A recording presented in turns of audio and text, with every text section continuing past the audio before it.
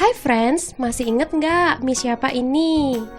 Kayaknya baru sekali ya Miss muncul dan mengajar anak-anak semua.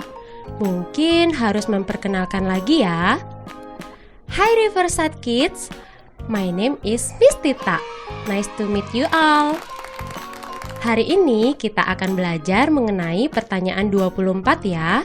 Tapi sebelum itu kita review dulu katekismus minggu lalu ya yang diajari oleh Mr. Pingo. Pertanyaan 23. Mengapa penebus harus Allah sejati? Karena dengan keadaan ilahi, ketaatan dan kesengsaraannya dapat sempurna dan efektif, dan supaya dia dapat menanggung murka Allah yang adil terhadap dosa dan mengalahkan kematian. Why must the Redeemer be truly God? That because of his divine nature, his obedience and suffering would be perfect and effective. Jadi friends, minggu lalu kita belajar bahwa siapa yang dapat memaafkan dosa kita? Apakah diri kita sendiri? Tidak ya, kita tidak bisa memaafkan dosa kita karena kita bersalah di hadapan Tuhan. Jadi, siapa yang bisa memaafkan kita? Ya benar, hanya Tuhan yang bisa memaafkan kesalahan kita ya. Nah, hari ini kita akan melanjut pertanyaan 24 ya. Yuk kita baca sama-sama. Pertanyaan 24. Mengapa Kristus Sang Penebus harus mati? Kristus rela mati menggantikan kita agar kita dapat lepas dari hukuman dosa dan kembali kepada Allah. Why was it necessary for Christ, the Redeemer, to die? Christ died willingly in our place to deliver us from the power and penalty of sin and bring us back to God. Nah, friends, kira-kira pernah berpikir nggak? Kenapa sih Kristus harus repot-repot mati? Menurut friends semua, kira-kira Yesus itu berkuasa nggak? Dia bisa melakukan segalanya nggak?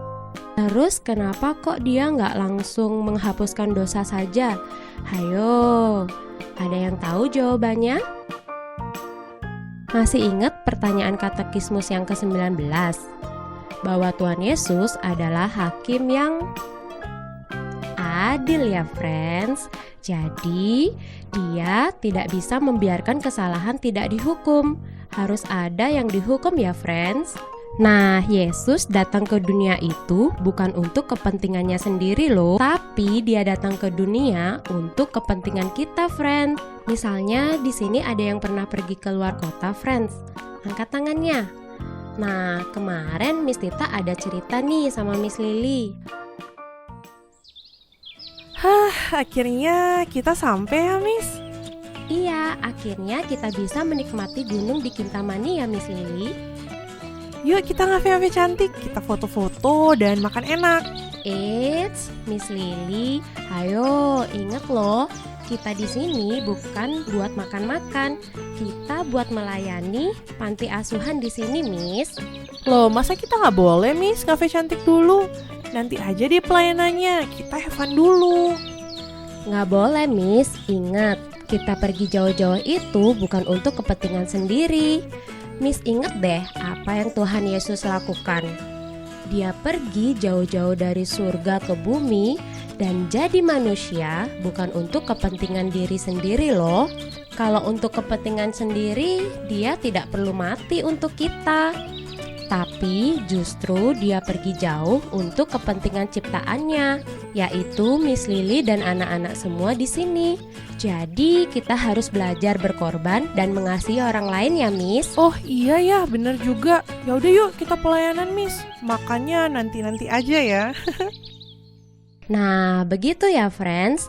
Kita perlu ingat bahwa Yesus mati karena dia tidak mementingkan dirinya sendiri, tetapi justru mementingkan kita.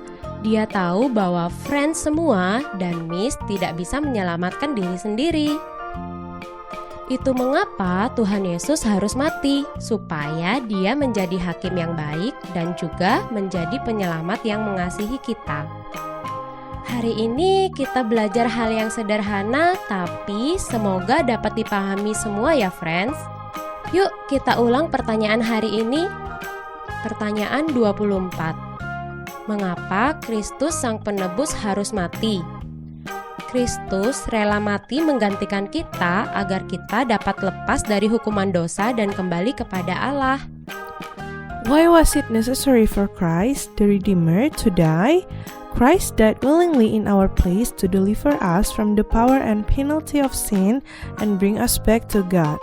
Oke friends, thank you sudah mendengarkan Miss Tita. God bless you, bye!